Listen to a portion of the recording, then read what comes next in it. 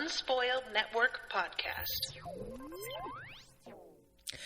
This is Spoil Me, covering One Piece, episodes 242 and 243. In these episodes, we find out that CP9 are all Iceberg's fucking sidekick, ride or die, allegedly, fucking employees. It's very embarrassing for him. Like, truly, how embarrassed would you be? Welcome to Spoil Me.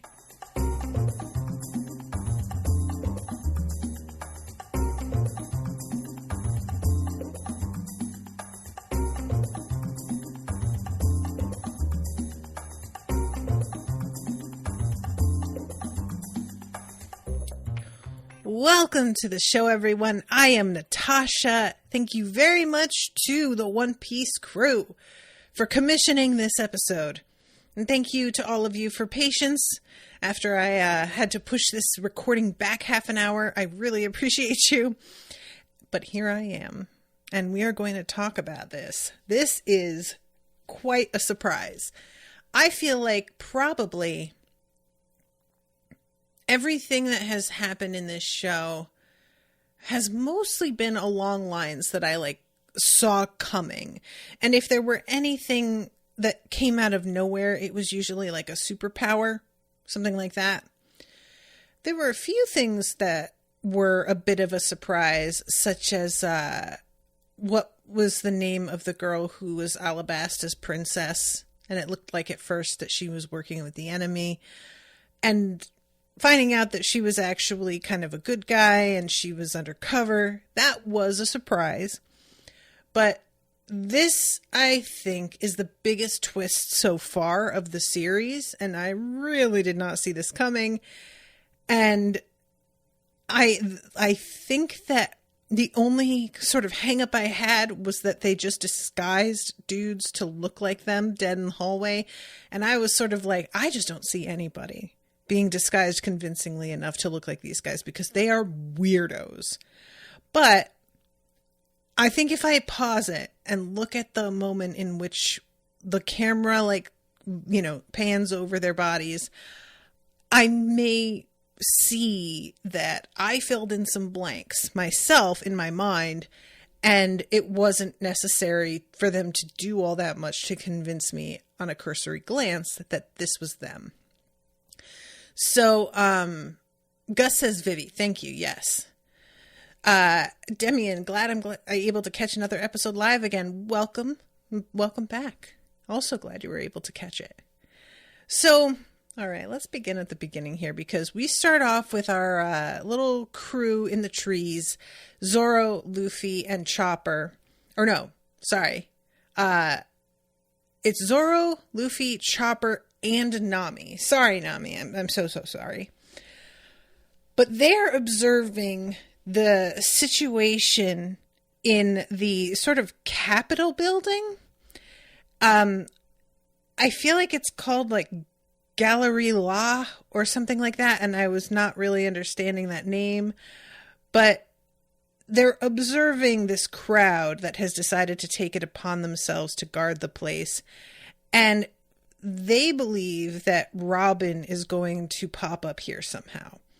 So they're waiting for any sort of unusual movement to tip them off to the fact that maybe she is making an appearance and fighting. Maybe they are expecting her to be fighting from inside somehow and have already gotten in. So at one point, Zoro asks Chopper, let us know if there's any strange movement. But this turns out to be hugely unnecessary, because there is an explosion, and that is pretty fucking obvious. So they don't actually need somebody sitting out here with binoculars.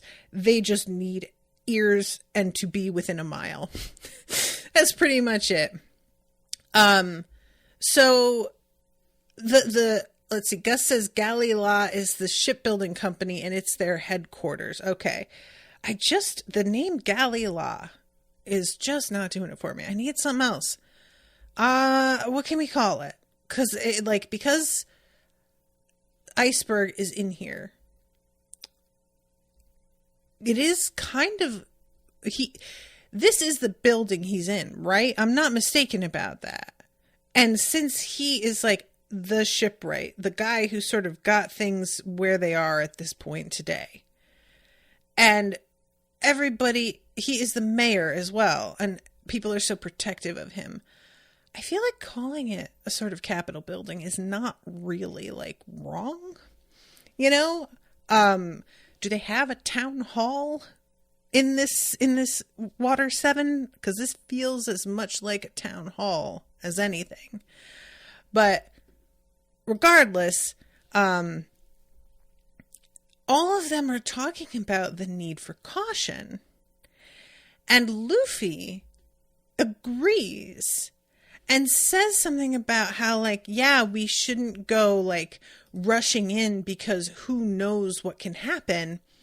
And I really enjoy this moment of Nami just off to the side, like, hanging her head, looking so irritated and being like, he is the one that always rushes into everything without a plan. And he is over here warning us about whether we should, like, maybe slow it down a little and assess the situation.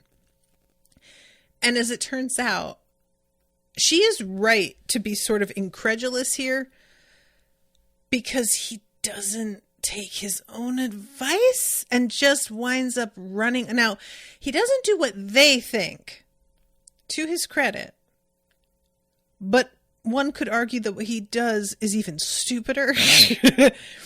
So, so let's see. Demian says he is the mayor as well, so his office is kind of the mayor's office as well, kind of. Gus says, yep, he's the mayor and the president of the company, so I guess it's the town hall too. I don't know. It's not really a public building though, or at least at the moment it isn't. Yeah, it's all very like, it's very fluid, because the way that this island works is weird, you know, with all of the people who work for him, like the folks who are from that particular pier being basically celebrities. It's all just very odd. So anyway, they're trying to figure out like what their next move is going to be. And this is all, by the way, the cold open. And then we cut to actual credits. And I noticed this with the previous episode as well. It might have been the one before, too.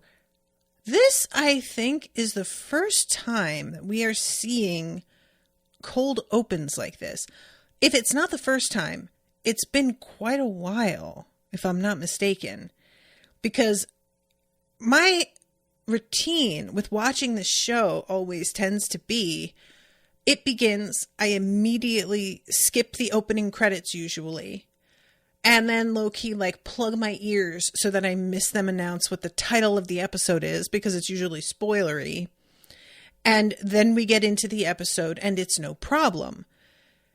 But these past few episodes have started with a recap of the previous episode.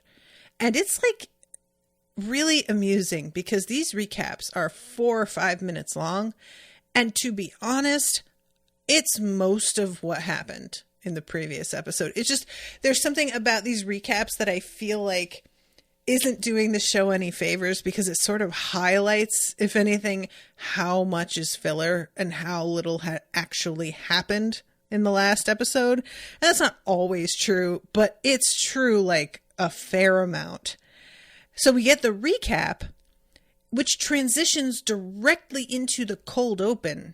There's no... Usually, if you get recaps, it's bordered, or what's the word I want? There's like the recap, then the opening credits, and then the start of the episode. You don't usually have it in this order. So it keeps confusing me, because I am expecting that either, oh, are we just not getting credits? Wait, what happened? You know, or I'll think that like, I'm supposed to skip the entire thing before the credits because I think it's all recap, and it's not. And so there have been a couple times where I have had to like rewind because I'm realizing, I definitely actually skipped some like plot stuff that was in the beginning. So anyway, I just wanted to mention that because it's really like, it's just jarring to me, I think, as somebody who isn't used to anime, how much they will shake up the format. And that includes like having different theme music. I am just still not really used to it. And it's really fascinating to me because I know for me, so much of what I watch as sort of like comfort television is deeply associated with the routine of the watch and the familiarity of the theme song itself, and that feeling like special to me because it's associated with this show. And it's just really interesting to see a medium in which the theme song is not particularly important. And that's not to say that it's like if you heard the opening songs that they have used for One Piece outside of this context, you would still know, I heard this song. This was one of the opening songs for One Piece. You would still know it. Like, they're very distinct and they're used for long enough that they do sink into your brain. But it's not like any particular one of them is One Piece. The music that I think of as being One Piece is actually the score that's used during the scenes. You know, like when we get the da-na-na-na as something like is about to go down, or dun dun dun dun dun dun dun dun, that kind of thing. Those songs are when I go, okay, we're in One Piece now. It's just a different like association, and it's made me realize how very specific my associations and preferences are with my TV watching and the way that I do this, you know? So anyway, we jump into the room that Iceberg is in. He asks for Khalifa to go get Polly because he needs to talk to him. And he is still in bed, bandaged up. He's got his little mouse friend with him. And she walks outside and tells them he wants to talk to Polly. And Polly, I think, is the only one of all of them that isn't... Actually, no. Because Tile, is that his name? Something Tile. He isn't either. Because he winds up getting his ass kicked a little bit later. But I can't remember who else. If there's the dude with the sunglasses, Square Nose, and Lucci, right? I don't care about their names. Lucci is the only one because he has the bird that I like tend to remember, and Polly because he really does just kind of seem like a Polly. For me, when I hear the name Polly, I immediately think of kind of a like Jersey Shore type, and there is something about him that feels really bro-y, so it just sort of works for me. But the whole thing here is that Iceberg wants to tell Polly to sort of basically like set up a diversion for him, but he doesn't specify exactly what's going to go down. The only thing I think Polly knows is that the plans he's got are fakes. So I'm going to just sort of jump ahead to what we find out is really going on here, because I want to make sure I've got this right. And it's a little bit confusing because so much of this information has been stretched out over the course of a long time that I have kind of lost track of what we know, I think. So we've got Nico Robin, who we know had been searching for this poneglyph, right?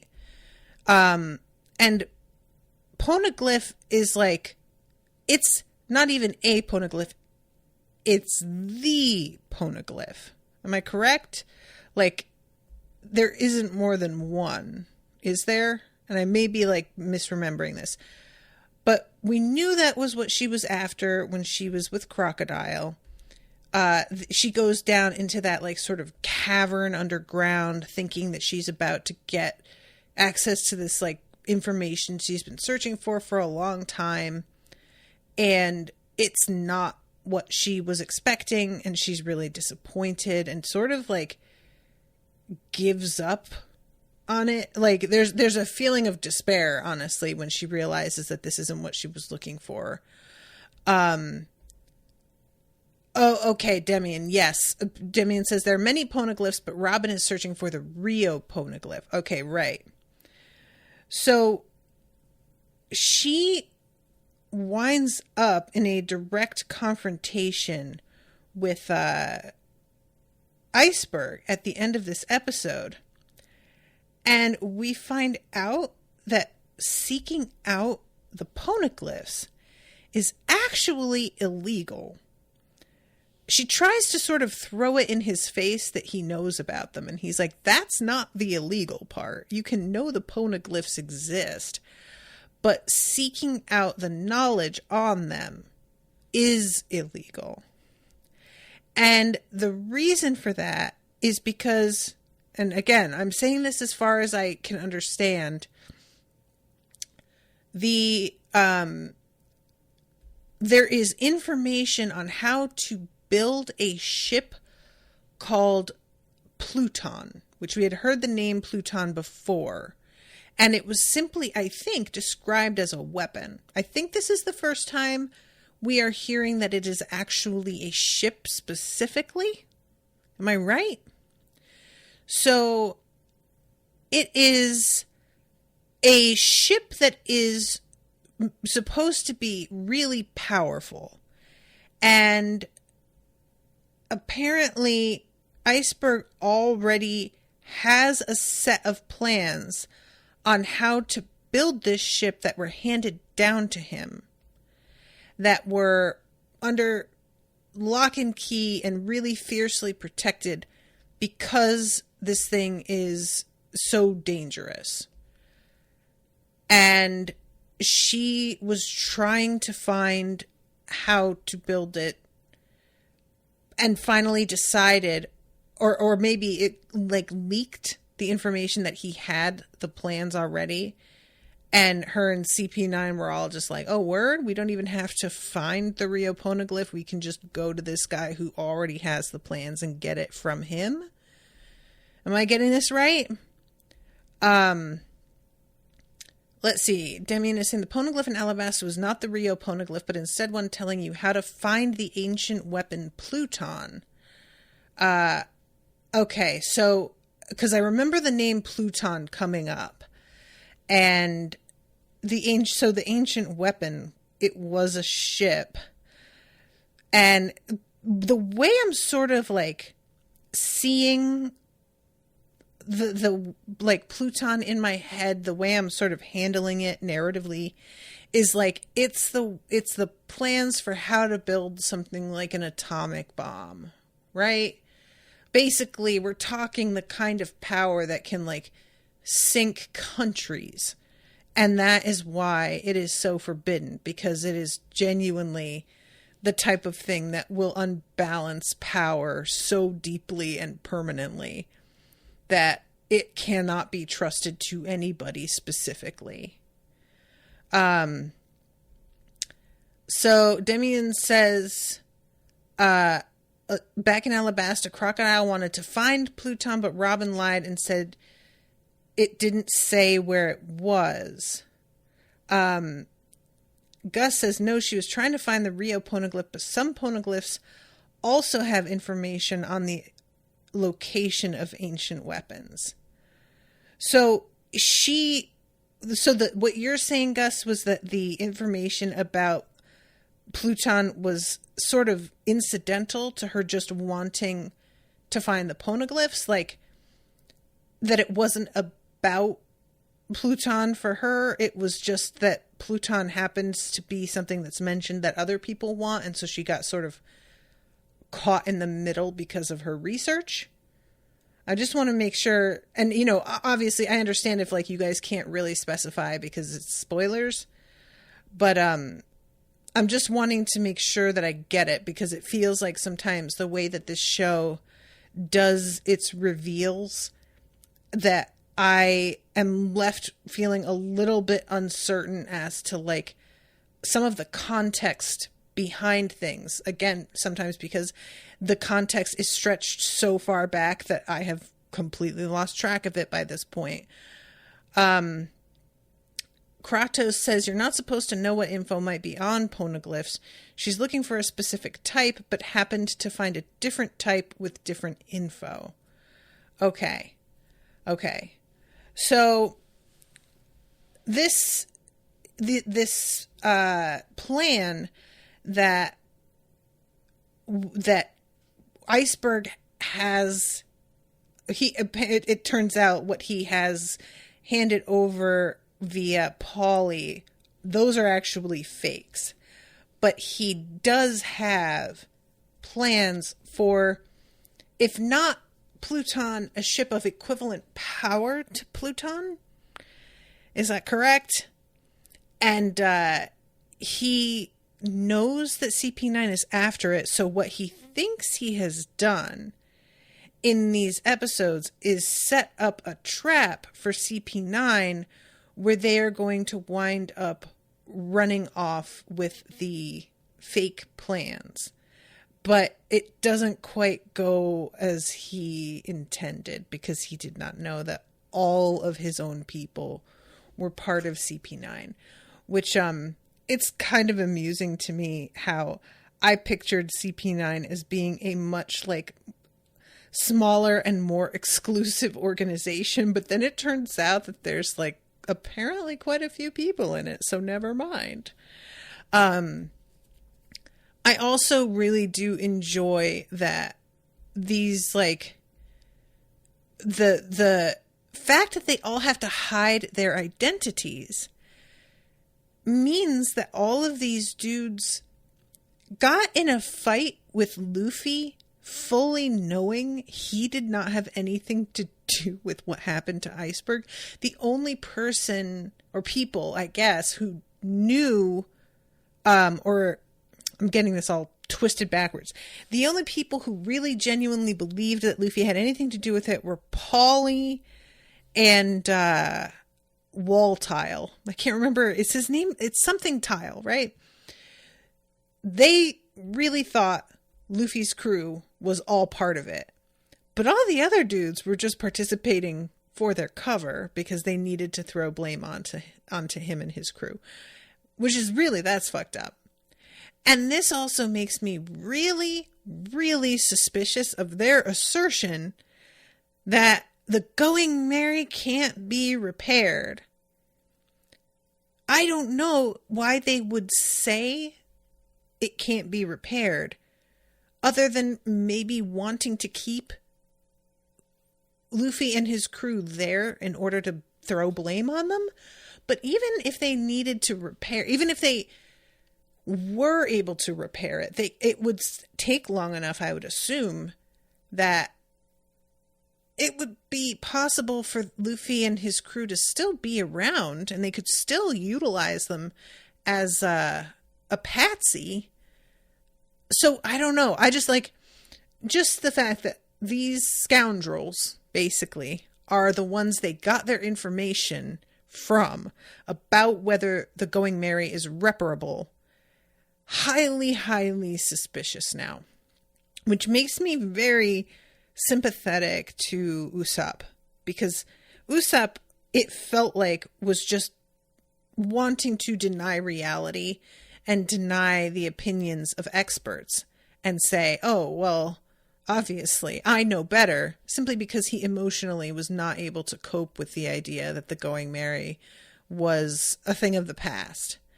But now it's looking like maybe, and I'm not saying for sure, but maybe there is a little bit of merit to his argument that you're just taking these guys' word for it. And that there's some second opinions that they should get, maybe, perhaps. I don't know. It was Squarenose who came out and took a look at the ship and did the assessment. And he 100% is part of CP9. Which, honestly, I think came as the biggest shock because he is just so wholesome seeming. And I've said before, he is wholesome seeming in a way that I find suspect. But I find it suspect in a different way. In like a really... what is rotten at the foundation of the fabric of our nation kind of thing. Not like suspect in a I think he's a secret agent way.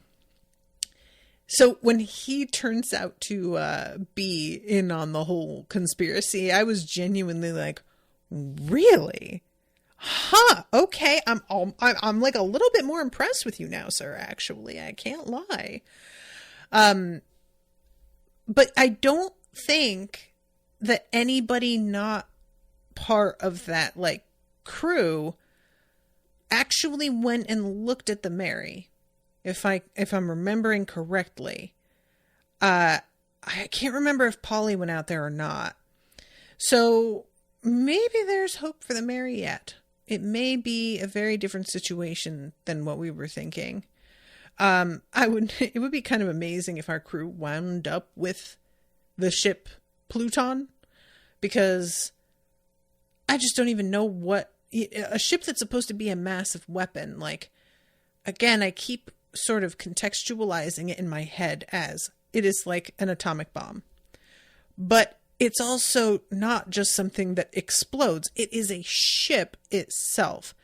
So what else does it do? Like, I just keep picturing kind of a spaceship, to be perfectly honest. I'm picturing something that is so futuristic that the word ship feels like it applies in a very Star Trek kind of way, and not like it applies the way it would in this world.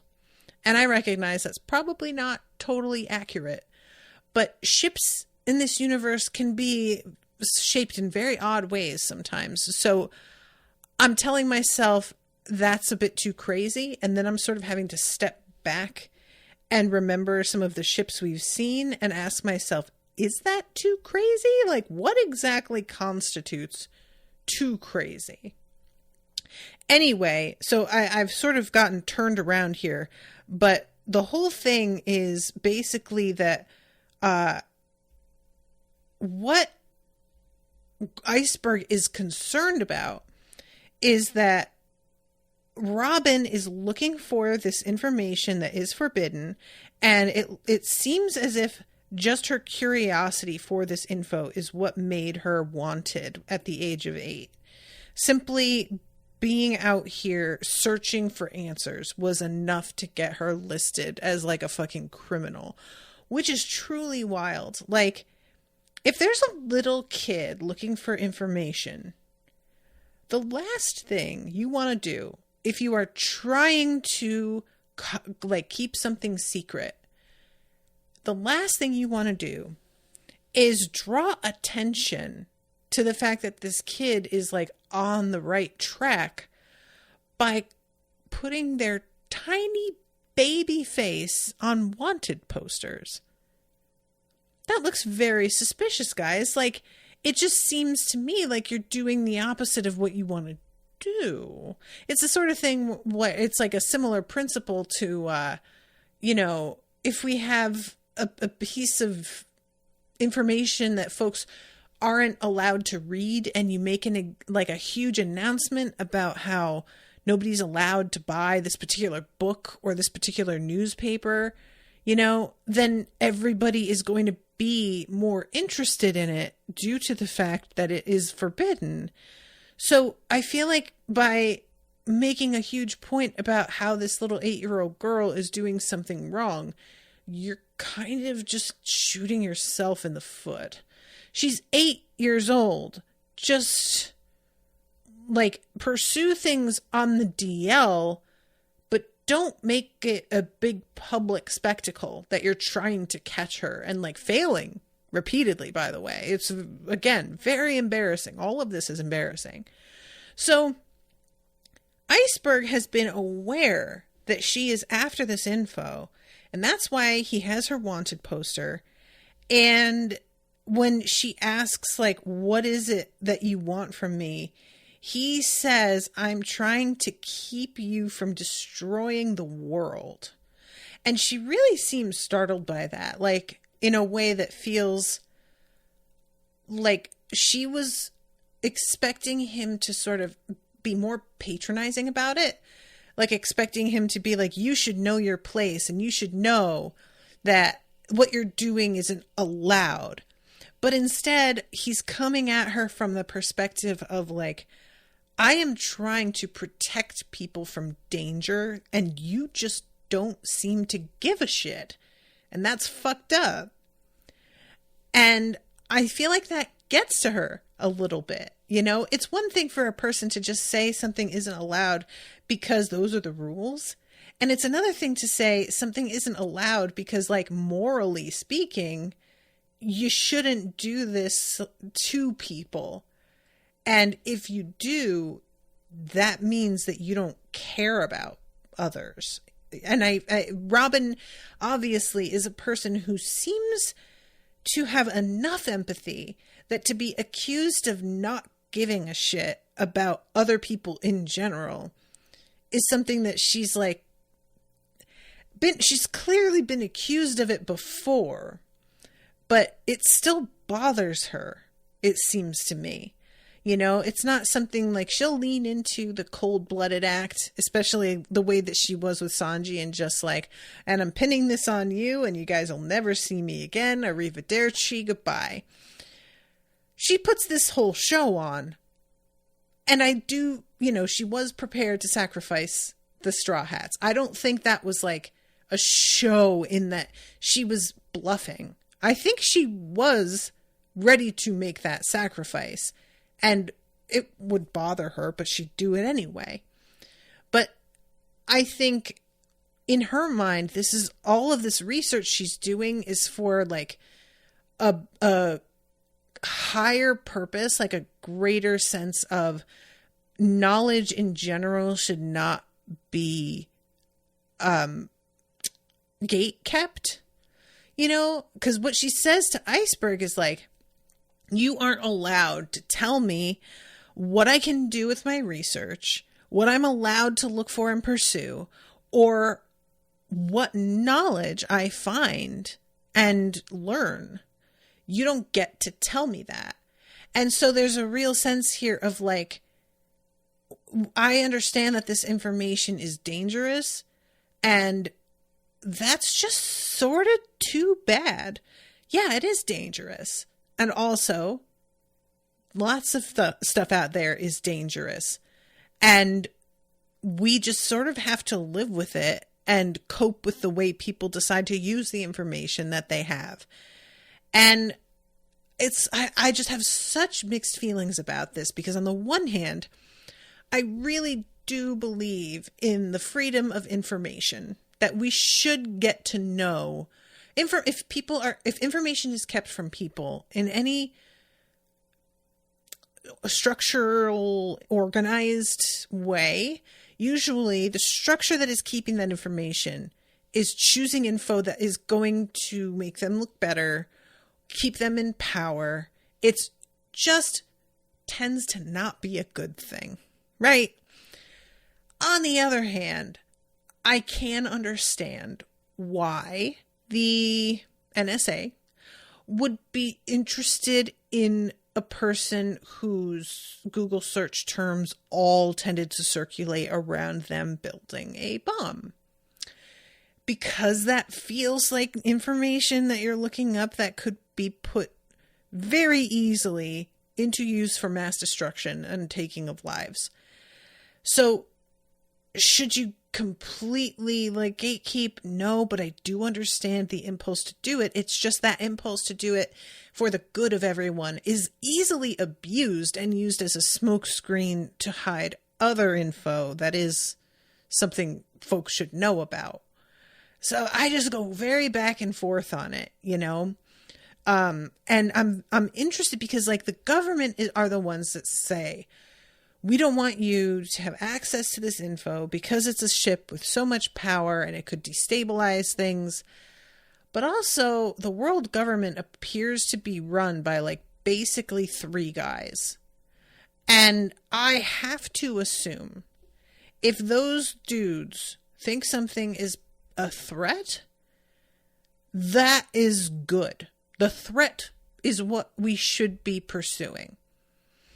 Because really, power coming down to certain very specific people in a tiny group at the top of the pyramid, it's always bad. That's never a good thing. And the people at the top of that pyramid, if they're not afraid of anything, you're truly in a bad situation.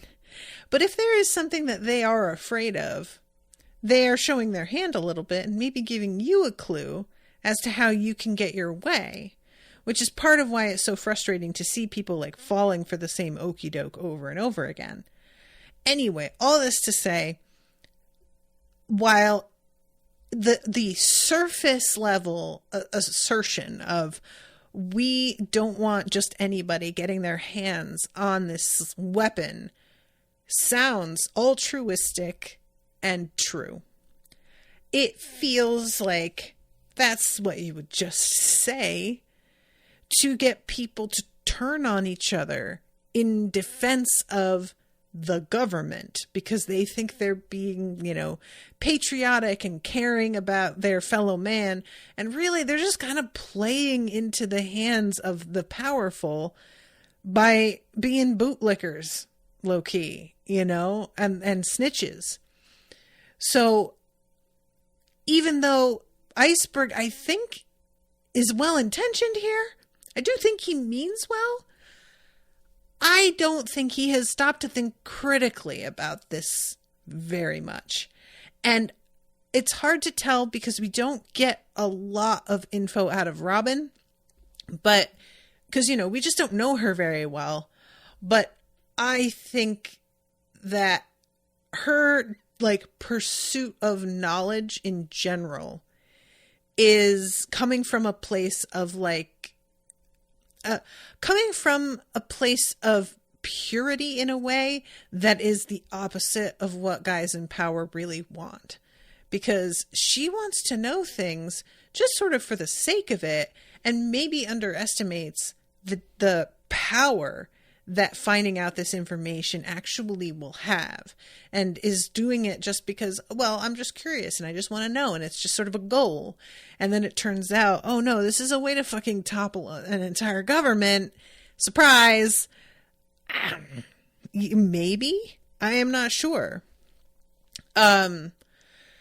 Let's see. Gus says, I think what we've heard previously from low-ranking members of the Navy about her and why she is wanted is that, quote, she sank 6 battleships at the age of 8.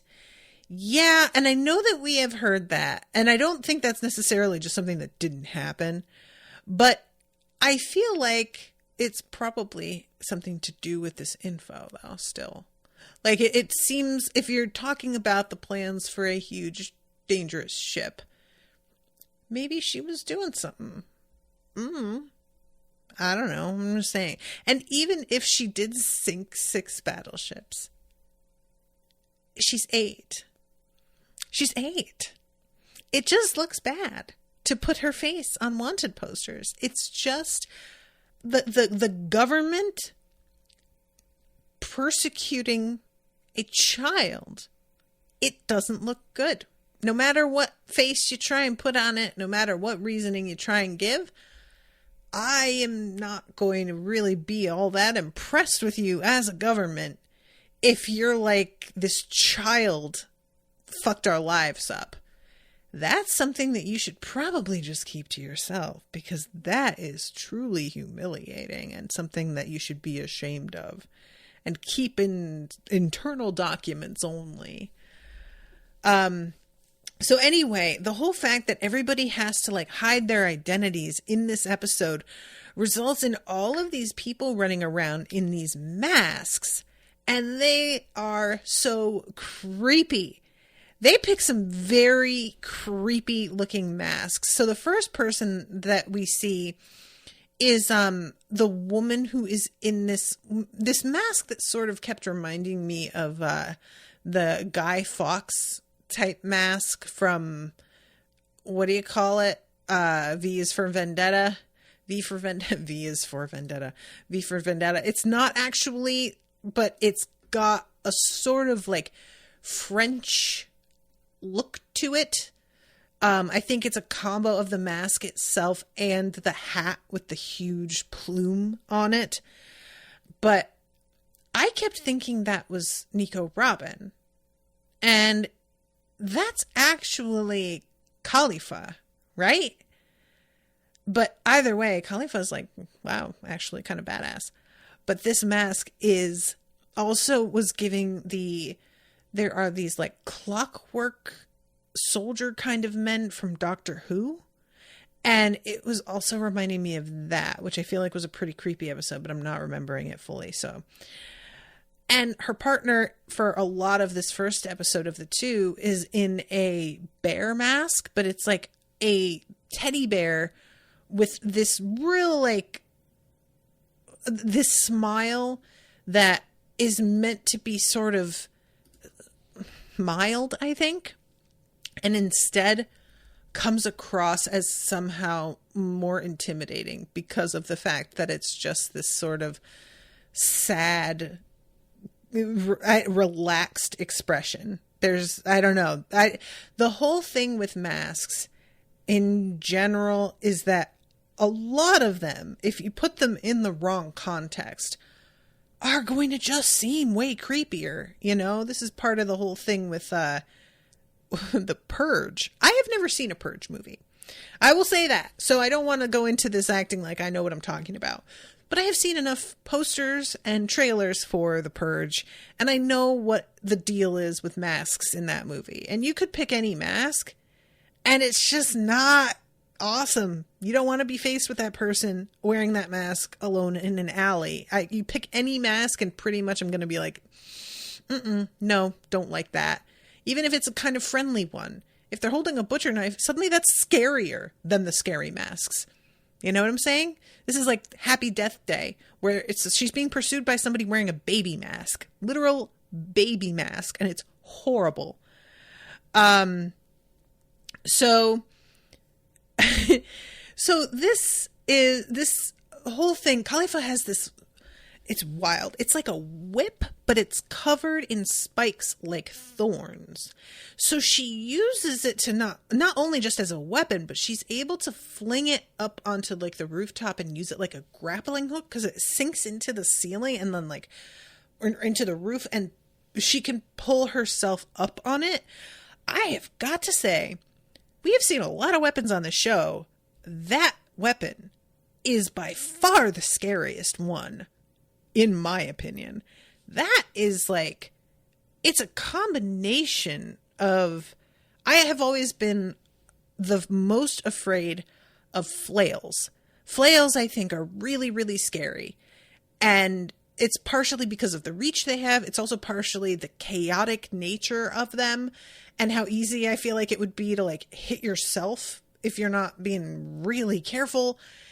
And this combines a flail with having that like really dangerous end of the flail go all the way down so that there's really only a very small safe area to grip onto. So there's that to begin with. And then just like, how do you store it? What do you do with this weapon when you're not using it? Like, how do you do the spikes retract? Does it make itself into just a regular whip so that you can just sort of loop it onto your belt? Because otherwise this seems very ungainly. But anyway, she is just very, very fun to watch. She's like getting into these fights with all of these shipwrights and keeps doing the whole like, I'm giving you a chance to walk away kind of thing. And then they don't take it and she is whooping their entire ass. This is when we cut to the dude in the bear costume running next to Nico Robin. And that was when I was like, oh, that's not Robin. I thought for sure this was Robin. Even when she speaks, it's not Robin's voice, but I still kind of was like, well, maybe it's just like sometimes they'll do this, like the conceit will be their voice sounds different once they have a mask on, because it's part of like nobody can know who they are. But no, it's actually just an entirely different person. So at this point, we've got the thing with Paulie being given the instructions and him going and getting these maps or plans, I guess, out of I keep wanting to say safe deposit box, but it's just a safe. And he gets cornered by these two. There's one in a bull mask and there's one in a giant skull mask, but the skull is wearing this little fez. I think it's a fez. These would be absolutely spectacular cosplay costumes. I am sure people have done them, right? People have done everything. You search for cosplays on even like the most obscure little moments in something, and folks do it because it's more fun sometimes to do something that's obscure that only absolute super fans are even going to recognize. But just the idea of like each individual costume would be so recognizable, but if you're going with a group, you could all do something so different, and yet they all go together because of what is happening here. I just love this. And the little dude with the fez is so hilarious, and you can make that like skull out of paper mache. I feel like that would be a really, really fun one to do. So we got to talk about the doorway into Iceberg's room, because the guy in the bear mask puts his back up against the wall and Robin just pushes on him and the wall just opens in the shape of the guy, the specific dude. And all I could think about is that this doorway had to be made while this guy was wearing this whole costume. And how do you work that out? What is the logistics of that? And he just walks right up to Iceberg and shoots him in the shoulder. And Robin is like, dude, what are you doing? I never said it was time to shoot him yet. And he is like, I'm just giving him a taste of what's to come. I think he says something like an appetizer of pain in the dub. And I was like, that's kind of sadistic for this show, actually. They don't do this that much. But this whole scene again with him and Nico Robin is really interesting because of how different her attitude. Like, she doesn't want this bearhead to shoot him. She tells him, like, what are you doing? I haven't given the signal. But it doesn't really feel like Robin is against the violence in principle. It just feels like, look, if we're going to do the violence, I don't love it. So let's at least do it when we're supposed to and make it count, because it's actually like accomplishing something. Whereas you're just sort of doing fucking whatever because you feel like it. And the reveal of the dudes actually being part of CP9 later, I was starting to really feel fucking bad for Iceberg, because he was not ready for any of what happened today. And like, he pulls a gun on Robin later, and she pulls 4 guns. 4 guns. Because she's got all those hands. Poor Iceberg. Can you imagine that you pull a gun on somebody and they somehow manage to pull 4 guns on you? Wouldn't you feel like a fucking idiot? That's so embarrassing. Oh my God. Demian says he does say he has the door fruit. I do not remember him saying that. I must have been a little distracted in that scene. I don't know why, but that is hysterical. The door fruit. Really? How often can that possibly come in handy? I mean, it makes sense that you'd be a secret agent if you've got it. Don't get me wrong. That's really like the only job that's going to be helpful for. But that is a very, like, do people know what the devil fruits they're eating are before they eat them? Like, if you're eating a devil fruit and somebody tells you, oh, that's the door fruit, are you going to finish it? Like, are you going to be into it? I just don't see it. You know, it feels like you wait all this time to find a devil fruit. You've been dreaming about having powers. And then you wind up with that one. I just don't feel like it would really be adequate. I would be imagining all these cool powers I could potentially have, and that's what I get. I don't know. It just feels like a bit of a letdown. But anyway, so I'm kind of like turning things around here because we have this bit where Luffy disappears and Nami and Chopper and Zoro all don't notice it. And then they have to like try and figure out where he is and go running after him. And we get this really funny moment where they're running towards the front gates of the, I'm just going to keep calling it the Capitol building. And she is describing what probably happened. And she's saying like, oh, I bet, you know, if we know him at all, he probably went right through the front doors and decided to make it this like big, stupid entrance because he's a dodo bird. And even though that's not a good plan, if we go the same way, he'll have provided such a distraction that we can just sort of sneak in around him through the front doors also.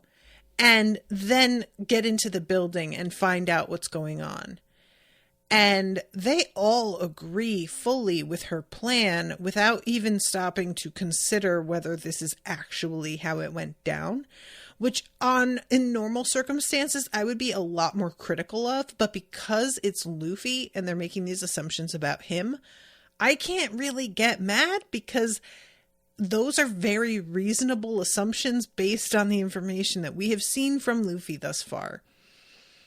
I mean, they are not operating with zero precedent here. There is a lot of circumstance that they could point to where they're like, you did this exact thing these other 7 times, actually. So they go running in, they jump the fucking wall, and just land in front of all of these men who are standing guard and not distracted at all and looking straight at them. And I was like, y'all weren't even like listening to hear if there was the sounds of fighting. Like, what are you doing? So then we get this prolonged sort of chase where there's all kinds of what seems to be like bullets raining past them, which of course they never get hit. It's not even a danger of them being hit. They're running frantically and all of this stuff is apparently like being shot at them, but there's no real sense that they are in any immediate danger. And we then like cut over to Luffy and he had tried to get in another way and he got stuck. And there's a whole thing, but eventually he winds up like accidentally breaking through the wall in the room where Polly is like being held by these 2 masked dudes, the bull and the skull. And they Luffy tries to be like, oh, I can handle you 2, but they take his ass down pretty quickly and pretty easily. And both Luffy and Polly get sort of secured to the floor. And I can't remember how that's done. But they can't move. And Paulie is apologizing to Luffy for thinking he is the one who shot Iceberg, or at least that it was like on his say-so. And Luffy really quickly is just like, well, what can you do? We are pirates, so... And I was like, you're very quick to forgive. And I do love that about you, Luffy, but also... I just, like, Paulie has kind of gotten on my bad side in a variety of ways. So I'm not as eager and willing to forgive him as you are. And I stand by that. And there is a moment where him and Paulie are literally just laying on the ground talking about how much it sucks that they can't do anything. How, like, how they want to save their friends, and this is just not fair. And they just lay there and yell about it. And I don't know why, but I kind of loved this. There's something about the simplicity of, like, you know what? I'm just going to whine for a little bit. I've had a long day. Things haven't gone according to plan. I'm feeling a bit of a way. These guys really got my number and have me pinned. And I am going to simply lament for a few minutes. And I'll tell you what, lamenting with a friend, it's always better than lamenting alone. So yeah, if you've got somebody next to you who's in the exact same situation, I think this makes total sense. And Paulie is like, really makes it clear how much he cares about Iceberg and how, like, Iceberg has been a teacher to him and just means a lot to him. So the fact that Iceberg is in danger and that it was Paulie who let him down, or so he feels, it just is really, like, particularly hard for him to know that he is stuck here doing nothing while this guy that he cares about is probably going to get murdered or beaten or God knows what. So there's a moment too, I want to mention this because I had noticed it when I was, like, watching, and the scene where Iceberg and Nico Robin are talking about Pluton. They do something with the animation that I think is supposed to be a sort of effect of, like, a wide lens or maybe a fisheye lens, but it's not quite that extreme. A fisheye lens is much more like early 2000s music video, and it didn't feel like that.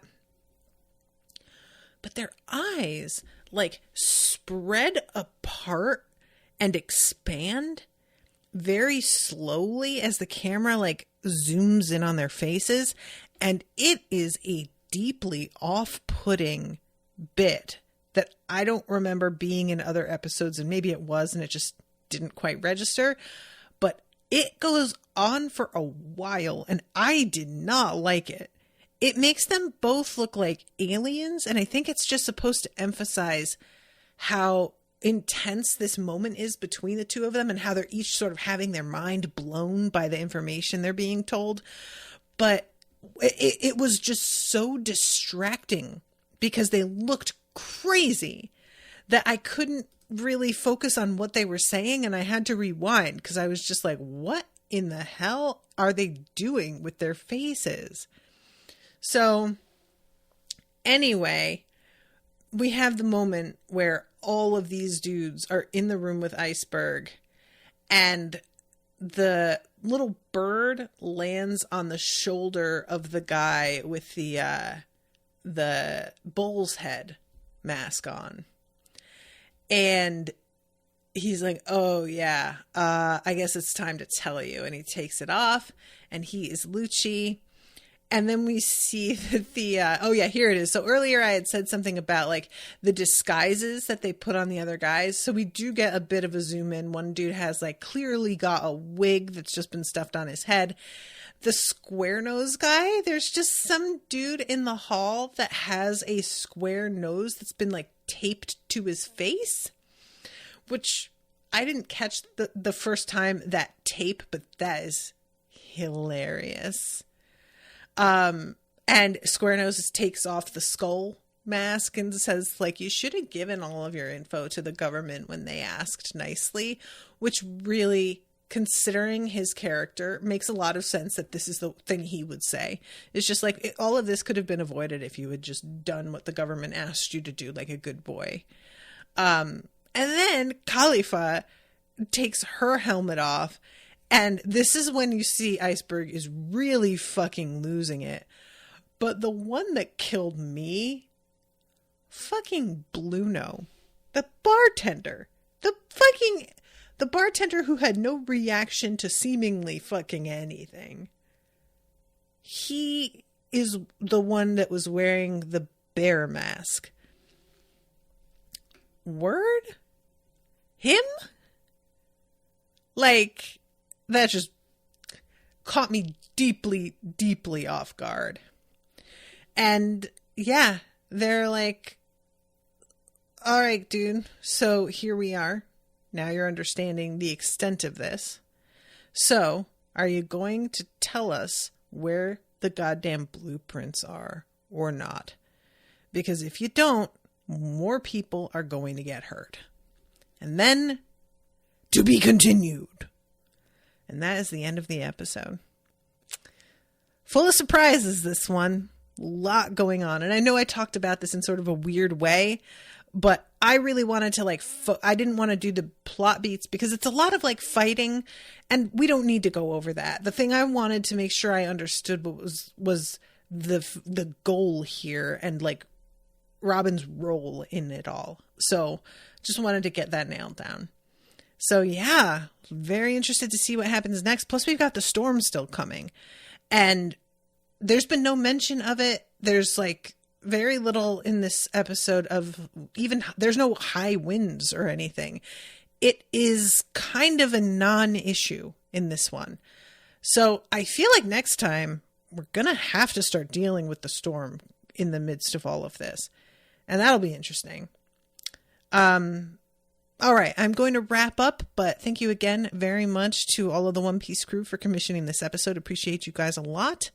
Thank you to everybody who was in the chat and feeding me info. Appreciate you a lot as well. And until next time, toodaloo, motherfuckers.